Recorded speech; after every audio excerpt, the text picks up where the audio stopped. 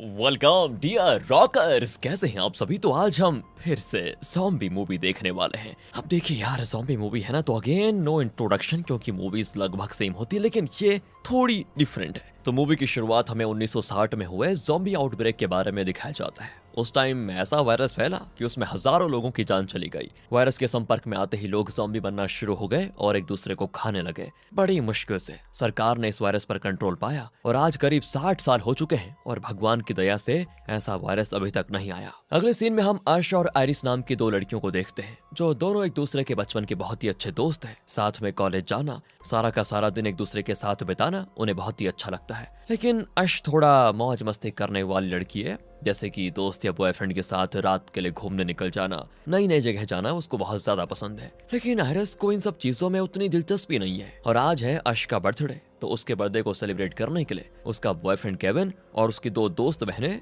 लिंडा और डेस्टिनी आने वाले हैं। इसलिए अश बड़ी खुश है, एक्साइटेड भी। और हो भी क्यों ना यार, आज उसका बर्थडे जो है। इसके बाद घर में लिंडा और डेस्टिनी भी पहुंच जाते हैं, पर उनके घर में कदम रखते ही अश का छोटा भाई, जिसका नाम ल्यूक है, वो भूत का मास्क पहनकर उन्हें डरा देता है। इसके बाद तो केविन और लिंडा का बॉयफ्रेंड टाइलर भी वहां पहुंच जाता है। सारे दोस्त अश का बर्थडे सेलिब्रेट करने के लिए उसके घर पर आए होते हैं, क्योंकि अश के माता पिता घर पर नहीं है ना, तो वो पूरी मौज मस्ती करना चाहते हैं आज। एक्चुअली उसके माँ बाप कुछ जरूरी काम से बाहर गए हुए हैं, तो पूरा दिन उन्हें मस्ती करने को मिलेगा। अश के दोस्त उससे कहते हैं कि देखो, आज तुम्हारे लिए एक स्पेशल सरप्राइज रखा हुआ है। तो वो उसको festival of the living dead नाम की एक शो के बारे में बताते हैं, जो आज के दिन होने वाला है। उस शो में सारे लोग ज़ॉम्बी और डरावने कपड़े पहनकर आएंगे और 1960 में हुए ज़ॉम्बी आउटब्रेक का मजाक उड़ाते हुए पार्टी वगैरह करेंगे। यार ये क्या बात हुई, ऐसा भी कोई मजाक करता है क्या, पता नहीं। अब उस फेस्टिवल के बारे में जानकर अश बड़ी खुश हो जाती है, लेकिन उसे एक चीज की टेंशन भी होती है, और वो चीज है ल्यूक। अश के माता पिता ने ल्यूक की जिम्मेदारी अश को दी है और ये कहा है कि ल्यूक का ख्याल रखना और घर में ही बर्थडे सेलिब्रेट करना, इसलिए वो फेस्टिवल में तो नहीं जा सकती। उसके दोस्त उसे काफी ज्यादा मनाते भी हैं, लेकिन अश बार बार आयरिस की तरफ देखकर उनको मना कर देती है। एक्चुअली अश आयरिस से इशारों इशारों में ये कहना चाह रही थी कि मैं फेस्टिवल में जाती हूँ और तब तक तुम ल्यूक का ख्याल रख लो। अब आयरिस बेचारी खुद भी उस फेस्टिवल में जाने वाली थी, लेकिन फिर भी अश के लिए वो कह देती कि ठीक है, तुम लोग जाओ, मौज करो, मैं ल्यूक को संभाल लूंगी। ये सुनकर अश बड़ी खुश होती है कि चलो बहुत बढ़िया हो गया। तभी केविन को घर में एक शॉटगन दिखाई देती है, तो वो उसकी मदद से सभी दोस्तों को डराने लग जाता है। लेकिन अश बड़ी मुश्किल से उससे वो गन छीनते हुए कहती है कि पागल हो गए हो क्या, ये खिलौना नहीं है, ये मेरे दादाजी की गन है, पता है। इस गन से उन्होंने 1960 में कई सारे ज़ॉम्बीज़ को शूट करके मारा था, इसलिए इसके साथ मत खेलो, ये कोई खेलने की चीज नहीं है। अब इसके बाद ल्यूक अश से कहता है कि प्लीज मुझे भी अपने साथ लेकर चलो ना, मैं 10 साल का हो चुका हूँ, खुद को संभाल सकता हूँ, तो मैं परेशान नहीं करूंगा, सच कह रहा हूँ। पर अश उसकी एक नहीं सुनती कि मैं तुम्हें अपने साथ ले जाकर खुद के ऊपर एक बोझ नहीं डालना चाहती, इसलिए यहाँ घर पे बैठकर आराम से गेम खेलो जाओ। इसके बाद अश और उसके दोस्त निकल जाते हैं फेस्टिवल में जाने के लिए। सभी दोस्त खूब मस्ती करते हुए फेस्टिवल की ओर बढ़ रहे होते हैं, लेकिन दोस्तों वो वहाँ पहुंचते उन्हें रास्ते में बहुत बड़ा ट्रैफिक जाम दिखाई पड़ता है, जिसके हटने में तो काफी टाइम लग जाएगा। केविन कहता है कि अरे अरे टेंशन मत लो, मैं हूं ना, मुझे शॉर्टकट पता है, हम स्टाफ एंट्रेंस का इस्तेमाल करके आराम से अंदर जा पाएंगे, फिर यहाँ घंटों तक ट्रैफिक में खड़े होने की जरूरत नहीं है। इसीलिए केविन गाड़ी को स्टाफ एंट्रेंस की ओर घुमा लेता है। काफी दूर आने के बाद भी वो अभी तक फेस्टिवल नहीं पहुंच पाते। साथ ही दोस्तों वो इलाका भी जंगल जैसा लग रहा होता है। केविन अपने दोस्तों से बातें करते हुए आगे गाड़ी चलाता है, क्योंकि दूर दूर तक रास्ता एकदम खाली। लेकिन अचानक से कोई इंसान गाड़ी के सामने आ जाता है। उसे बचाने के चक्कर में केविन की गाड़ी का हो जाता है एक्सीडेंट। गाड़ी पत्थर से जा टकरा जाती है। इस एक्सीडेंट में बाकियों को तो हल्की फुल्की चोट लगती है, लेकिन सबसे ज्यादा चोट लिंडा और डेस्टिनी को लगी होती है। डेस्टिनी का तो पूरा पैर ही टूट चुका होता है और साथ ही लिंडा के चेहरे पर एक बड़ा सा कट लग गया था। दोनों को तुरंत इलाज की जरूरत होती है। लेकिन एक और मुसीबत है दोस्तों इस इलाके में कि कोई सिग्नल ही नहीं होता, जिससे ना ही पुलिस को कॉल लगेगा और ना ही एम्बुलेंस को, और यहाँ से रिटर्न शहर जाकर मदद लाने में कई घंटों लग जाएंगे। इसलिए केविन और बाकी डिसाइड करते हैं कि देखो, हम फेस्टिवल जाएंगे और वहीं से कुछ मदद मांगेंगे। अश अपने दोस्तों को ऐसी हालत में छोड़कर तो जाना नहीं चाहती थी, लेकिन उसके पास दूसरा कोई रास्ता नहीं होता। उनके जाने के बाद डेस्टिनी, जिसका पूरा पैर टूट गया था, वो तुरंत ही अपना वीडियो रिकॉर्ड करने लग जाती है कि मेरे साथ ऐसा ऐसा हो गया, ताकि ये वीडियो वायरल हो जाए, क्योंकि अक्सर किसी के साथ कुछ बुरा होता है तो वो वीडियोस वायरल हो जाती है। ये काम डेस्टिनी अब कर रही है। कमाल है दोस्तों, पैर से ज्यादा इसको वायरल की फिक्र है, बताओ। अब हम उस आदमी को देखते हैं जो अचानक से गाड़ी के सामने आ गया था, और वो कोई नॉर्मल आदमी नहीं बल्कि एक ज़ॉम्बी होता है। और ये कोई नकली ज़ॉम्बी नहीं है, जो कॉस्ट्यूम पहनकर फेस्टिवल में आया हो, बल्कि ये असली ज़ॉम्बी होता है। हमें थोड़ी देर में पता चल जाएगा कि अचानक ये आदमी ज़ॉम्बी कैसे बन गया, इसलिए आप अंत तक जरूर देखिएगा। अब दोस्तों वो ज़ॉम्बी लिंडा और डेस्टिनी को देखकर उनकी तरफ ही बढ़ने लग जाता है। दोनों की हालत खराब हो जाती है कि ये क्या देख लिया हमने। वो तुरंत गाड़ी के अंदर आकर खुद को बंद कर लेते हैं, तो ज़ॉम्बी गाड़ी का शीशा तोड़ने की कोशिश करता है। इसके बाद ये सीन होता है कट। दूसरी तरफ आयरिस अपने दोस्त बैन के साथ अश के घर होती है, जहां वो दोनों मिलकर ल्यूक का बड़े अच्छे से ख्याल रखते हैं। अब आयरिस को अकेला महसूस हो रहा था, इसलिए उसने बैन को बुला लिया। बैन का एक एक्सीडेंट के कारण दोनों पैर खराब हो गए थे, उसके बाद से ही वो व्हील चेयर का इस्तेमाल करता है। अब आयरिस उसका हर पल साथ देती है, कभी भी किसी चीज की जरूरत हो तो पीछे नहीं हटती। दोनों वैसे एक दूसरे को पसंद भी करते हैं, लेकिन दोनों की हिम्मत नहीं है कि वो एक दूसरे को बता पाए। तभी वहां पर ल्यूक भी पहुंच जाता है। वो कहता है कि देखो आज का डिनर बनाने की चीजें तो खत्म हो गई है, एक काम करते हैं तीनों साथ में बाहर घूम कर आते हैं। आते समय एक बार फेस्टिवल का चक्कर भी लगा लेंगे, प्लीज चलो ना, मुझे एक बार देखना है वो फेस्टिवल। और तब ना चाहते हुए भी आयरिस और बैन इसके लिए मान जाते हैं, पर वो ये कहते हैं कि हम सिर्फ बाहर से ही फेस्टिवल को देखेंगे और अश को पता चलने से पहले ही रिटर्न भी आ जाएंगे। ये सुनकर ल्यूक बड़ा खुश होता है कि चलो मजे आ जाएंगे, लेकिन जैसे ही वो फेस्टिवल के पास आते हैं उन्हें रोड ब्लॉक दिखाई देता है। किसी अनजान कारणों की वजह से रोड को बंद कर दिया गया था, साथ ही गाड़ी में पेट्रोल भी खत्म होता है। तो आयरिस कहती है कि फेस्टिवल के आसपास पेट्रोल पंप जरूर होगा, इसीलिए हम अंदर चलते हैं, फेस्टिवल देखेंगे और पेट्रोल भरवा कर तुरंत रिटर्न। तो ये लोग भी दोस्तों स्टाफ एंट्रेंस के अंदर से ही जाने का डिसाइड करते हैं, वहीं से जहां केविन की गाड़ी का एक्सीडेंट हुआ था। दूसरी ओर केविन और बाकी फेस्टिवल में आ जाते हैं। तो वहां पर आने के बाद उनको एक छोटा सा हॉस्पिटल दिखाई देता है जो टेम्पररी बनाया गया है किसी इमरजेंसी के लिए। अंदर आने के बाद वो लोग डॉक्टर्स को ढूंढने में लगे होते हैं ताकि उन्हें लिंडा और डेस्टिनी के पास लेकर जा पाए, लेकिन यार वहाँ कोई मौजूद ही नहीं होता, मानो सारे के सारे डॉक्टर्स गायब हो गए हो कहीं। तो वहां पर एक लड़की मौजूद होती है जो पागलों जैसी हरकत करते हुए कहती है वो लोग फिर से आ रहे हैं, इस बार वो किसी को नहीं छोड़ेंगे, सब खत्म हो जाएगा। लेकिन केविन और बाकी उसकी बातों पर ध्यान नहीं देते कि अरे पागल है, कुछ भी कह रही है। तो टाइलर उन दोनों से कहता है कि देखो मेरा फोन लग गया था पुलिस को, मैंने उनको लोकेशन बता दी है, वो लोग डेस्टिनी और लिंडा को हॉस्पिटल लेकर चले जाएंगे, तब तक एक काम करते हैं ना, हम फेस्टिवल एंजॉय करते हैं। ये सुनकर अश की भी जान में जान आती है, लेकिन हम देख पाते हैं दोस्तों सिग्नल ना होने की वजह से पुलिस को कॉल लग ही नहीं पाया था। वो तो ये टाइलर है ना, इसने इन दोनों से झूठ कहा कि पुलिस को फोन लग गया था, वो इसीलिए ताकि ये फेस्टिवल एंजॉय कर पाए, क्योंकि टाइलर को ये लग रहा था कि टाइम बर्बाद हो रहा है, खुद कर्ज कहीं का। वहाँ उसकी गर्लफ्रेंड जिंदगी और मौत के बीच लड़ रही है और इसको मौज करने की पड़ी हुई है। खैर इधर दोस्तों आयरिस और बाकी जब स्टाफ एंट्रेंस के अंदर आते हैं तो उन्हें सामने केविन की गाड़ी दिखाई देती है जिसकी बिल्कुल बुरी हालत थी। आयरिस घबराते हुए उस गाड़ी के पास जाती है जहां सिर्फ खून ही खून होता है, लेकिन अंदर कोई भी मौजूद नहीं। तब ये देखकर उसको थोड़ी राहत की सांस मिलती है कि चलो शायद सभी जिंदा हो, लेकिन आसपास उसे कोई दिखाई नहीं देता। उसे लगता है कि शायद वो लोग मदद के लिए गए होंगे, पर उसकी ये गलतफहमी दोस्तों कुछ ही सेकंड्स में दूर हो जाती है, क्योंकि सामने उसे लिंडा दिखाई देती है जो पागलों की तरह अंधेरे में चलते जा रही थी। तो आयरिस उसके पास जाकर पूछती है क्या हो गया है तुझे, बाकी सब कहाँ हैं? ये सुनकर लिंडा रोते हुए उसको सिर्फ इतना बता पाती है कि वो डेस्टिनी को अपने साथ लेकर गया, मैंने उसको बचाने की बहुत कोशिश की पर असफल रही। आयरिस को कुछ समझ नहीं आ रहा था कि आखिर लिंडा किस बारे में बात कर रही है, पर उसकी खराब हालत देखकर वो उसको तुरंत गाड़ी में बैठा देती है। पर फूटी किस्मत, गाड़ी का पेट्रोल अब पूरी तरह से खत्म हो जाता है, जिस वजह से अब ये लोग यहीं पर फंस जाते हैं। इधर अश, केविन और टाइलर जब डांस वगैरह कर रहे होते हैं तभी वहां पर कई सारे ज़ॉम्बीज आने लगते हैं, क्योंकि अचानक ही दोस्तों कुछ ऐसा हुआ था जिसकी वजह से लोग ज़ॉम्बीज में बदलने लगे। लोगों में बिल्कुल अफरा तफरी मच जाती है, सभी अपनी जान बचाकर यहाँ वहाँ भागने लगते हैं, जिसको जहाँ जगह मिलती वो उसी ओर भागता। लेकिन ज़ॉम्बीज वहां से भी आकर दोस्तों लोगों को मार रहे होते हैं। जिनके पास गाड़ी थी वो ऐसी हड़बड़ी में गाड़ी चलाते हैं कि सारी गाड़ियां आपस में टकरा जाती हैं, और जो रास्ता यहाँ से बाहर जाने का बचा हुआ था वो गाड़ियों की वजह से ब्लॉक हो जाता है। इसी बीच अश भी केविन और टाइलर से अलग हो जाती है। तब उसके पास एक ज़ॉम्बी आता है, उसको काटने वाला था वो, कि तभी हीरो की एंट्री मारते हुए आयरिस उस ज़ॉम्बी को शॉटगन से उड़ा देती है, क्योंकि पता है आयरिस अश के दादाजी की शॉटगन लेकर आ गई थी। इस उम्मीद में उसको लगा क्या पता जरूरत पड़ जाए। अब आयरिस को यहाँ देखकर अश को बहुत सुकून मिलता है। इसके बाद वो दोनों केविन और बाकियों को ढूंढने निकल जाते हैं। इधर केविन और टाइलर को आगे बढ़ते हुए एक आदमी दिखाई देता है, वो भी डेस्टिनी की तरह खुद की वीडियो वायरल करवाना चाह रहा था। उसको ज़ॉम्बीज काट रहे होते हैं, लेकिन फिर भी देखो यार, सोशल मीडिया पर लाइव था कि देखो दोस्तों मुझे ज़ॉम्बी काट रहे हैं। हद है यार, वायरल होने का ऐसा नशा तो दारू के नशे से भी खतरनाक है यार। आजकल के लोग समझते हैं कहाँ ये चीज। तब टायलर को सामने एक पुलिस की गाड़ी दिखाई देती है जिसमें सवार पुलिस को तो एक ज़ॉम्बी खा रहा होता है, लेकिन उसकी पिस्टल उसके पास ही मौजूद थी। टायलर केविन से कहता है कि जा मेरे बहादुर दोस्त, उस पुलिस वाले की पिस्टल लेकर आ जा। लेकिन केविन के तो पैर कांपने लग जाते हैं ज़ॉम्बीज को देखकर। पिस्टल लेना तो दूर की बात है, लेकिन खुद को बचाने के लिए वो हथियार भी नहीं चला पाता। तब टायलर बड़ी मुश्किल से हिम्मत करते हुए वो पिस्टल निकाल कर उस ज़ॉम्बी को शूट करके मार देता है जो पुलिस वाले को खा रहा था उसी को। इसके बाद वो और केविन वहां से भाग जाते हैं। इधर आश जब बाहर निकलने का रास्ता ढूंढ रही होती है तभी उसे सामने ल्यूक दिखाई देता है। उसको देखकर तो उसके पसीने आ जाते हैं कि तुम यहाँ पर क्या कर रहे हो,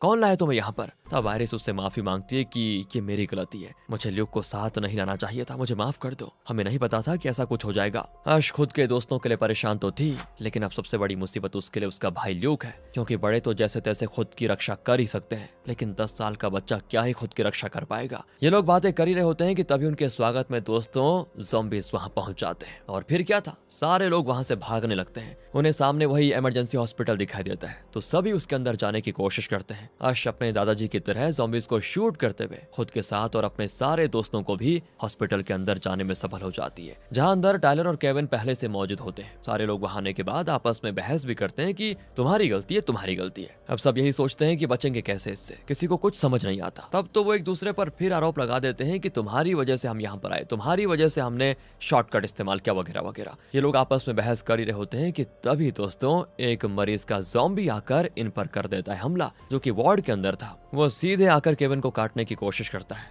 आश और टायलर दोनों के पास गन थी, लेकिन वो ज़ॉम्बी इतना ज्यादा हिल रहा था कि गोली अगर गलत चल जाती तो कुछ भी हो सकता था। लेकिन तब भी केविन जैसे तैसे खुद को बचा लेता है और ज़ॉम्बी पर हमला करके उसके चेहरे पर पूरा मांस निकाल लेता है। काफी भयानक सीन था दोस्तों ये। तब वहां पर एक और ज़ॉम्बी आ जाती है, लेकिन वो सभी मिलकर उस ज़ॉम्बी को भी मार देते हैं और सारे फिर खिड़की दरवाजे बंद करना शुरू कर देते हैं ताकि अब दोबारा कोई ज़ॉम्बी अंदर ना आ पाए। लेकिन एक और प्रॉब्लम यह हो जाती है कि तभी ल्यूक को अस्थमा अटैक आ जाता है। ऊपर से दोस्तों इसी भागा दौड़ी में उसका इनहेलर कहीं गिर गया था। आश उससे कहती है कि देखो ल्यूक, तुम्हें कुछ नहीं होगा, मैं इनहेलर को ढूंढकर तुम्हारे लिए जरूर लेकर आऊंगी। तो आश सभी से कहती है मैंने आते टाइम रास्ते में एक एम्बुलेंस देखा था, उसके अंदर दवा जरूर होगी। लेकिन दोस्तों अस्थमा अटैक को देखकर टायलर को लगता है कि ये ल्यूक भी इन्फेक्टेड हो गया है। वो तो उसको शूट करने की कोशिश करता है, लेकिन आश उस पर गुस्से में गन तान देती है कि चुपचाप पीछे हट जाओ। फिर वो केविन से कहती है कि तुम मेरे साथ चलो, हम उस एम्बुलेंस तक जाएंगे। लेकिन केविन तो साफ मना कर देता है कि मैं नहीं जाऊंगा, हम सारे खिड़की दरवाजे बंद कर रहे हैं, कहीं दरवाजा खोलने पर ज़ॉम्बीज आ गए तो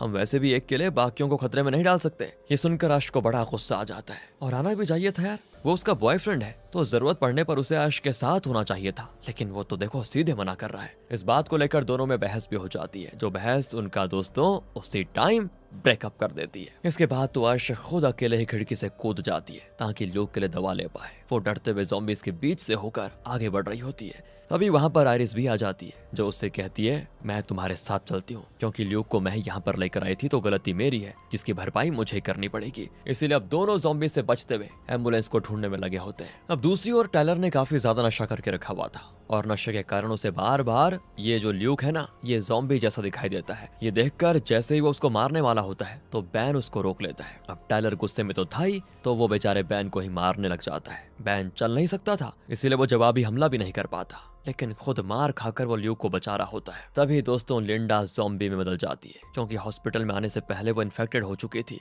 लेकिन उसने ये बात सभी से छुपा के रखी, जिसका परिणाम ये हुआ कि वो ज़ॉम्बी बनकर सबसे पहले केविन को ही काट लेती है। अब टायलर ये देखकर तो डर जाता है और हॉस्पिटल से ही बाहर भाग जाता है कि बाहर भी ज़ॉम्बी अंदर भी ज़ॉम्बी, इससे अच्छा तो बाहर निकल जाए। हड़बड़ी में वो अपनी पिस्टल भी दोस्तों वहीं पर भूल गया था, तो बैन तुरंत उस पिस्टल को उठाता है और बड़ी मुश्किल से जैसे तैसे करते हुए लिंडा के ज़ॉम्बी को शूट करके मार देता है। लेकिन जैसे ही लिंडा मरती है ना, उसी टाइम दरवाजे पर कांच तोड़कर बाहर के ज़ॉम्बीज अंदर आने लग जाते हैं। बहन भी सोच रहा होगा कि क्या किस्मत पाई है मैंने, एक को मारा नहीं कि पूरी फौज अंदर आ गई। दूसरी तरफ दोस्तों आयरिस और आश एम्बुलेंस तक पहुंच जाते हैं, लेकिन वहां तो ज़ॉम्बीज का ऑलरेडी ग्रुप बना हुआ है जो किसी इंसान को खा रहे होते हैं। आयरिस आश से कहती है कि मैं इनका ध्यान भटकाती हूँ, तब तक तुम एम्बुलेंस से दवा निकाल लो। आश कहती नहीं यार पागल हो क्या, कितने सारे ज़ॉम्बीज है वो, मेरी गन लेकर जाओ। लेकिन दोस्तों अब आश फिर खुद की सेफ्टी कैसे करेगी, इसलिए आयरिस बिना गन के ही सारे ज़ॉम्बीज को आवाज लगाकर उनका ध्यान अपनी ओर आकर्षित करती है और सभी को अपने पीछे लगाते हुए वहां से भाग खड़ी होती है,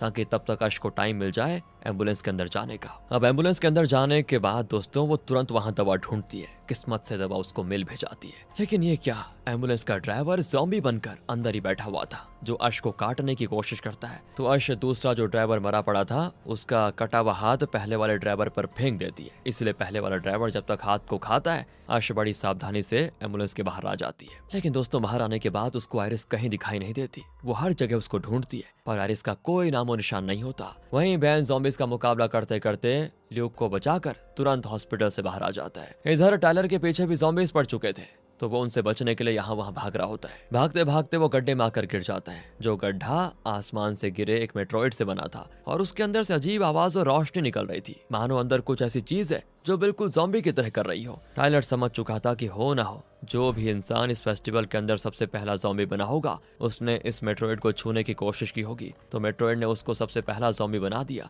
और अगर एक इंसान ज़ॉम्बी बन जाए तो वो न जाने कितनों को अपने जैसा बना सकता है जिसका कोई हिसाब नहीं है। इधर अश को आगे बढ़ते हुए दोस्तों आयरिस का जैकेट दिखाई देता है जो खून में सना होता है। उसको देखते ही अश के आंसू रुकने का नाम नहीं लेते। उसे लगता है कहीं आयरिस को कुछ हो तो नहीं गया। तभी वहाँ पर बैन ल्यूक को लेकर आ जाता है जिसकी खुद की बड़ी हालत खराब होती है। वो कहता है कि देखो लिंडा और केविन दोनों मारे जा चुके हैं, मैंने बड़ी मुश्किल से ल्यूक को बचाया है। अब ये दोनों कुछ सोच समझ पाते वहाँ ज़ॉम्बीज पहुंच जाते हैं लेकिन अश जैसे तैसे दोस्तों उस ज़ॉम्बी को शूट करके मार देती है और जैसे ही वो ज़ॉम्बी मरता है ना उसके पास से उसकी गाड़ी की चाबी गिर जाती है। तो अश यहाँ पर अपना दिमाग लगाते हुए उस चाबी को उठा लेती है क्योंकि एक बार उन्हें पार्किंग एरिया मिल जाए तो वो वहां से इस ज़ॉम्बी की गाड़ी लेकर भाग सकते हैं। लेकिन अब पार्किंग एरिया कहाँ पर है उन्हें नहीं पता क्योंकि ये सभी तो स्टाफ एंट्रेंस के अंदर से घुस कर आए थे। जिसके बाद पहले तो अश ल्यूक को दबा देती है जिसको लाने में आयरिस और उसने अपनी जान की बाजी लगा देती। बहन कहता है कि अश आयरिस तुम्हारे साथ गई थी ना, वो कहाँ है, मुझे नजर नहीं आ रही। अश के अंदर तो हिम्मत ही नहीं बची थी कि वो कहे तो कहे क्या कहे। वो बस रोते हुए इशारा कर देती है कि आयरिस अब नहीं रही।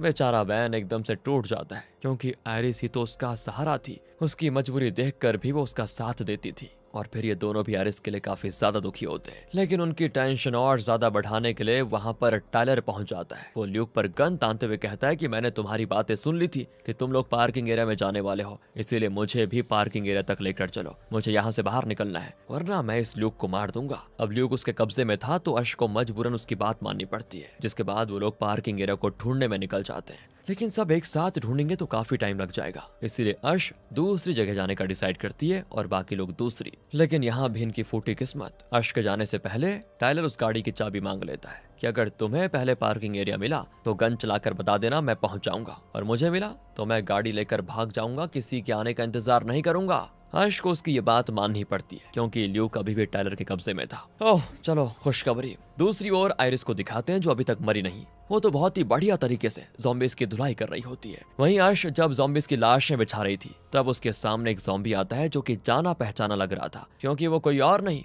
बल्कि केविन होता है। वो धीरे धीरे करते हुए अश की तरफ बढ़ने लग जाता है। अश कहती है केविन वहीं रुक जाओ, मुझे मजबूर मत करो गोली चलाने के लिए, मैं बिल्कुल ये करना नहीं चाहती। लेकिन वो तो ज़ॉम्बी था, उसको नहीं पता कि सामने कौन है, इसीलिए वो जैसे ही अश को काटने वाला होता है अश उसे शूट कर देती है। वो ये करना तो बिल्कुल नहीं चाहती थी लेकिन मजबूरी में उसको करना पड़ा। तभी उसको आयरिस भी दिखाई देती है जो ज़ॉम्बी से लड़ रही थी। उसको देखकर अश बड़ी खुश हो जाती है कि चलो आयरिस जिंदा है। इसके बाद वो दोनों वहां से भाग जाते हैं। अब देखते देखते दोस्तों सुबह हो जाती है। सुबह तक ढूंढने के बाद टायलर को ही पार्किंग एरिया मिल जाता है और वहां उस ज़ॉम्बी की गाड़ी भी बिल्कुल परफेक्ट कंडीशन में होती है। ल्यूक जैसे गाड़ी की तरफ जा रहा होता है उसको सामने डेस्टिनी दिखाई देती है। अब ल्यूक को लग रहा था कि डेस्टिनी छुप कर यहाँ पर आई है लेकिन ल्यूक को क्या पता कि वो एक ज़ॉम्बी है। वो जैसे ही ल्यूक पर हमला करने वाली होती है बैन ल्यूक को तो बचा लेता है लेकिन डेस्टिनी उसको काटने की कोशिश करती है। वो भाग तो सकता नहीं था इसीलिए वो टायलर से मदद मांगता है कि प्लीज इसे शूट करो वरना ये मुझे काट लेगी। लेकिन ये घटिया टायलर वहां से ज़ॉम्बी की गाड़ी में सवार होकर भागने लग जाता है।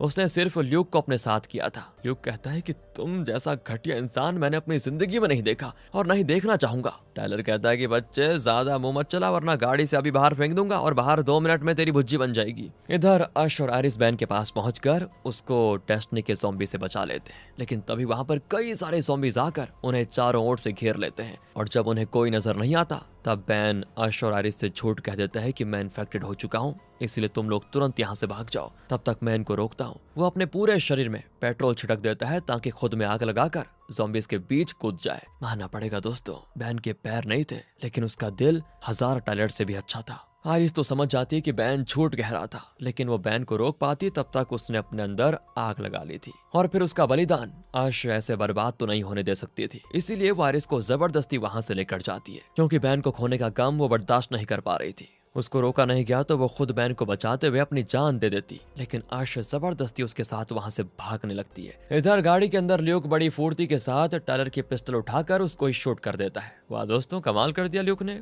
इतना ही नहीं, वो खुद से गाड़ी चलाते हुए रिटर्न फेस्टिवल में आता है, जहां से आश और आरिस उसको भागते हुए दिखाई देते हैं। इसीलिए वो तुरंत उनको गाड़ी में बिठा देता है। तभी वहां पर जेट्स आ जाते हैं, क्योंकि सरकार ने इस पूरी जगह को बॉम्ब से उड़ाने का फैसला कर लिया था, ताकि ये वायरस यहाँ से बाहर ही ना जा पाए। लेकिन बिल्कुल सही टाइम पर ल्यूक ने आश और आरिस को बचा लिया था। इतने खतरनाक ज़ॉम्बी आउटब्रेक से दोस्तों सिर्फ 3 लोग बच पाते हैं। इसी मिक्स फीलिंग के साथ ये ज़ॉम्बी मूवी यहाँ पर खत्म होती है। बाकी अगर आपको सेम अगर वीडियो अच्छी लगी हो तो